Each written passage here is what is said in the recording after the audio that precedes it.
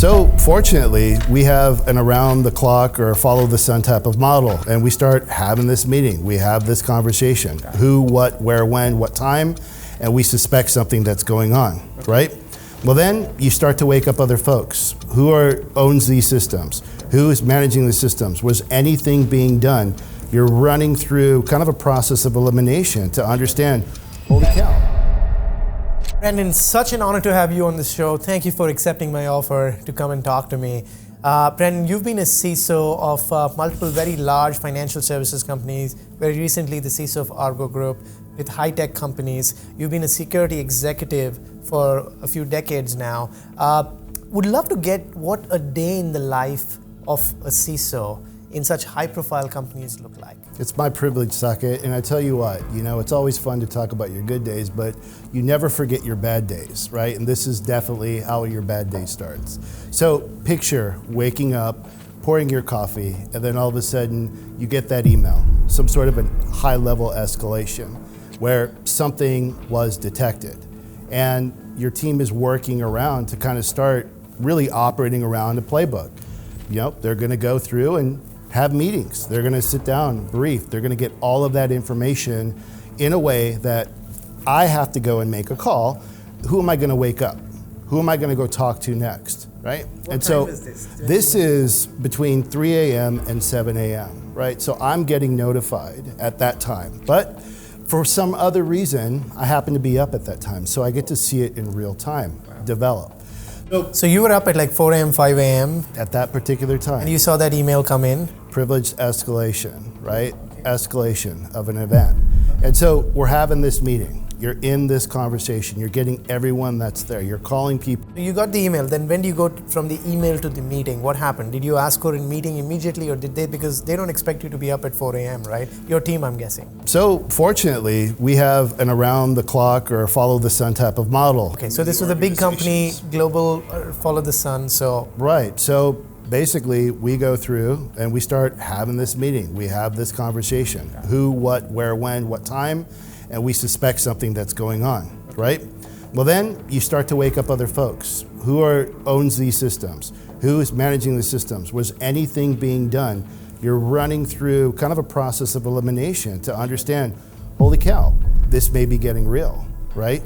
Something got in, something accessed in a way that was not intended. And this came from your SOC as an alert, your SOC team alerted you, it was a P1 incident. What was a little bit of, like the color of, what that looked like? Yeah, so it's the Security Operations Center, or SOC, right? You have an incident that's absolutely requiring action, right? So it's not something that goes bump in the night. It is something that is actually opened a door in some form or another. And you have to go through and actually figure that piece out. So you're in there, you're doing the process of elimination. You're letting your folks know, right? You're letting your leadership know, right? So you're calling your COO, you're briefing, letting your CEO know. Was it 4 a.m. that you called your COO and your CEO? What was it like? Yeah, it's more like at 7 a.m. Okay. So between, let's just say 4 and 7 a.m., you're having those quieter conversations to figure out who are you going to really start to wake up, because you want to make sure you have all the information. Outside the security team, which was the first call you made? Was it a COO, a CIO, CEO, board? Who was the first call you made? And how did that go? Was it a phone call, email? What was it like? Yeah, it's an APB. It is a text message. It is a Slack or Teams message, and it is a phone call if they're not answering right there. What do you write in that? I have something to tell you. We have something we need to talk about. You don't tell the incident, but it's an urgent thing. I want to talk to you about that. And who do you send that to? Was it the CIO, CEO, like who is the whole ELT? Your playbook, right? So my order of operations is I'm going to talk to the CIO who owns that system. Got it. We may be looking to take it down, right? Okay. I'm also going to let the COO know operationally, because they're part of, let's just say, a playbook. So that morning, did you send a text to both of them? Absolutely, okay. And your general counsel, okay. And your cybersecurity counsel, okay. Right? Letting them know that there's something that may be coming, right? But we have a little bit more work to do. But I've got something I need to talk to you about.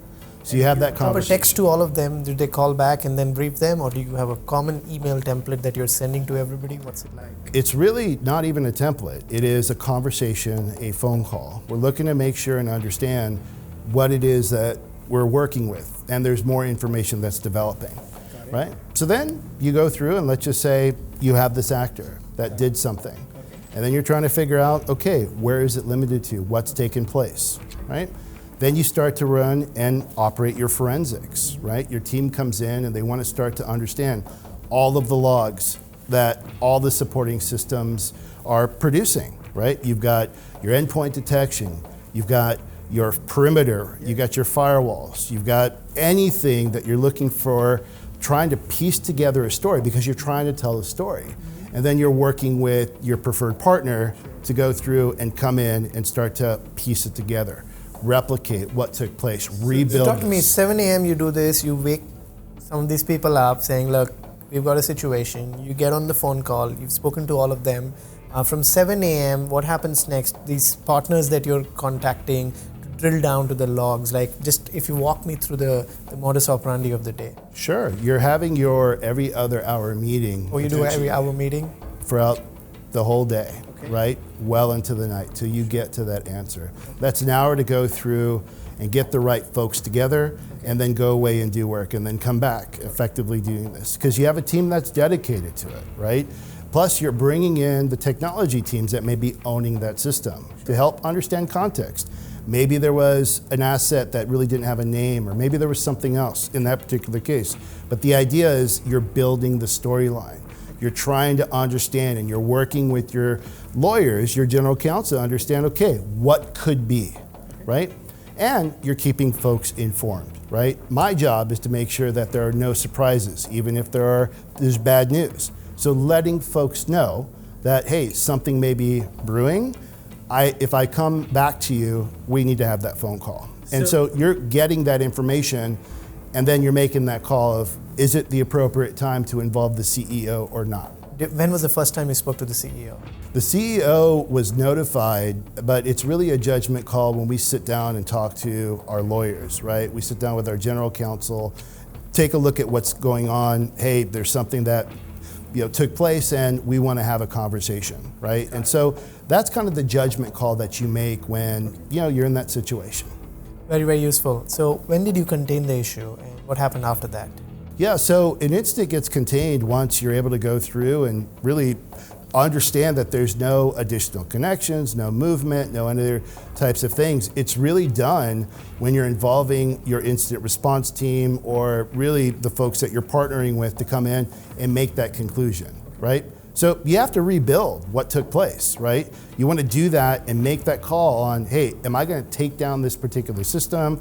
Or sometimes what you want to do is make sure that, hey, it's not something else. You're not expecting a system to be taken down and that then triggers a ransomware event because now the threat actor understands, okay, something's going on. So you have to be very delicate and those judgment calls have to be not only made, but documented, right? We're looking and we're making sure we're documenting every one of those steps along the way, including what was said to who made the call, right? Because all of that's very important.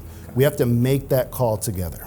Once you contained it and you thought that this was behind you, what steps were taken to make sure this doesn't repeat? What was just at a high level communication that went out? Was it sent out to the whole company? Was it just restricted to the leadership or was it told to the regulators, the FBI? Like what was like the post-incident playbook that you followed? The most important thing about an incident is you never waste an incident. You always take the opportunity to learn from it. Sure. And so as you're going along the way, you're looking at what the possible scope is. And so if you have a really good incident response plan and you exercise it, you already know your regulators, right? You already have those connections. That's why you have a great partnership with your leadership team, right? The two things you really need to be successful as a CISO is a strong partnership with your CIO and a strong partnership with your legal, because they're the ones that are helping you temper who does what and when it's an uncomfortable situation, like when you're having a bad day like that. So you're ready to go, and then you make the call at what point? When you have determined that this is contained, it is a judgment call that we make collectively, and then we make the decision on who needs to be notified, internally or otherwise. If you can share an actual board meeting that you presented, how did that play out to be in terms of saying that, look, you went in, the top 3 things you thought about was this is what questions came from the board members, and this is how it panned out. Did you get the budget, not get the budget? Of course, you don't decide in the board meeting itself, but just what came out from that, like an actual situation would be amazing. Absolutely. So in this particular situation, we are going to the board, I'm going to the board, and I'm talking in these kind of tougher economic tailwinds, right? So I'm talking in terms of shrinking, reducing, potentially aligning to what the companies and the shareholders' desires are. We're going to be reducing certain things, right? Reducing the budget is what you were proposing? What we're looking to do is to stay flat when the organization is reducing, because there's a lot of work that's taking place. So you're proposing that my budget be not cut, while the budgets from a lot of other departments were being cut. And this can happen a lot of times. Recession, the company going through a very, very tough time. Was there pushback from the board to say, how can you not cut the budget while everybody else is cutting? What was it like? I think what was really interesting about a particular situation I'm recalling is that we had the benefit of a lot of headlines, right? A lot of ransomware types of events, right? And also, how do we not be part of what's going on in, how do we differentiate ourselves? And then we're talking about not scare tactics, but making sure we have resiliency built in. So as you progress, or in this particular case, depending on what year you are sitting in the seat, it's easy to go through and have a structured conversation because you built some of those relationships. So tell me about this board meeting. What did you show? Did you show the headlines? Did you show this is how bad it can get? What was it like? Started off with, here's what the world looks like, right? Think of it like a funnel. And then you start to go through, right? And start to get a little bit narrower. Here's the what if scenarios that could apply to us, right? Here's what we're doing about it. And then here's a regulatory lens. Here's how we sit, right? And then this is what it takes, good, better, best, in terms of the budget. And this is my proposal. So regardless of what you're looking at, right? If you take the lower end, you're gonna be trading off certain things. That's what it was. Fortunately, got into the middle. That allowed us to go through and continue and ultimately stay where we wanted to stay while the company was reducing. Got it. What kind of questions came from the board while you were presenting? What keeps you up at night? How resourced are you? What do you need? Do you have everything you need? So my answers to this are, what keeps me up at night is this particular project that's going on, or something that's related to a legacy kind of type of environment, right? We really need to work on modernizing certain things in a particular industry and talking about that, not in bits and bytes, but in business enablement terms. Then, what do you have what you need? Well, if I don't have what I need, I would have already spoken to, my chain of command, including the CEO. And so the fact that we have that conversation and we're answering their questions gave me the level of comfort that I had what I need, right? And so that's really important when you go through and you work with that. The other important question, or I think we were even talking about like maybe an example that didn't go well, right? One of my very first board meetings, right? When I presented dollars that I thought were big numbers, but were not big numbers. And so one of the times, this awesome director actually really took the opportunity to educate me on how wrong I was with these numbers, right? Because my cyber numbers, my cyber dollars paled in comparison to what this particular company's numbers were. So they proceeded to spend the next 20 minutes telling me of everything I did wrong, which was one of the best lessons I learned early. So when you said presented cyber numbers, was it the impact of a hack or the budget of the cyber? Like what are the cyber numbers you're talking about? The actual problems that we thought had a dollar amount to them that were big, that we thought were big numbers, but they weren't. When you're a company and you're dealing with like revenue or billions and billions of dollars, and you're presenting something that you think are like millions or hundreds of thousands of dollars worth of problems, it doesn't, right? But at that time, you kind of learn through hard knocks, right? But one of my early career, I think, moments, learning lessons, was when you present a number, you better know where it came from, you better be ready to justify it, and you better make sure that it's relevant to that audience. So early on in my career, I got really good at learning to understand numbers. That's phenomenal.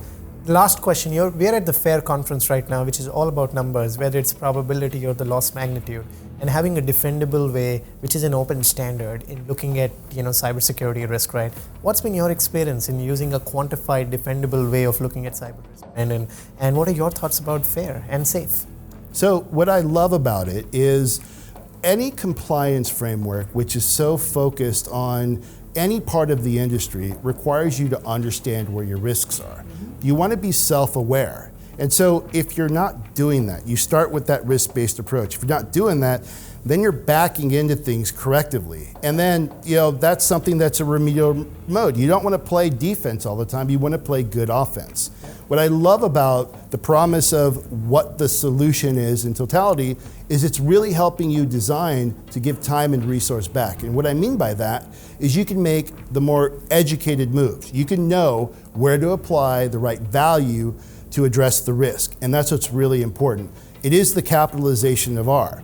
If you address risk, you coincidentally satisfy any compliance requirement, you're better positioned to have a communication up to your board, and that's the governance piece. So it all comes together. So bringing the solution, the methodology, the new platform, all of the experts that are powering this, the risk analysts, the data scientists, the visualization folks, even the user experience, all comes together to deliver a better R in all of this, a better risk experience. That is phenomenal. Thank you for sharing this, Brandon. And this is very, very useful. I know that a lot of people will benefit from the actual real world examples that you shared. Thank you so much. My pleasure.